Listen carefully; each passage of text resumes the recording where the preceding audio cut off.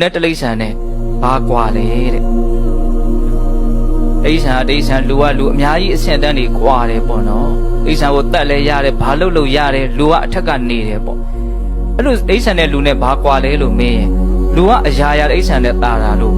အရာရာတားနေတာမဟုတ်ဘူးတဲ့တေချာစဉ်းစားကြည့်ရင်ဆိုရပါစို့မြင်းလောက်အပြေးမြန်သလားမမြန်ဘူးငှက်လို့ပြန်နိုင်သလားမပြန်နိုင်ဘူးငါးလိုရေထဲမှာကူးနိုင်သလားငါးလောက်မကူးနိုင်ဘူးဆင်လိုခွန်အားကြီးသလားမကြီးဘူးတိษံတွေကလူတွေထက်သားနေတဲ့ဟာတွေကိုထုတ်ပြရမယ်ဆိုရင်စုံနိုင်ပေါ်ရမရှိဘူးဒါပေမဲ့လို့အဲ့ဒီလိုအစွမ်းထက်တဲ့တိษံတွေကိုပဲလူတွေကမလုပ်ထားတော့အုပ်ထားတယ်ပေါ့နော်ဘာလို့လူတွေကအုပ်ထားနေတာဆိုသူတို့ထက်အသိဉာဏ်ပညာတာလို့သူတို့လူတွေကအုပ်ချုပ်ထားတာလွှမ်းမိုးထားတာအဲ့ဒါလူကဘယ်လောက်ထိနော်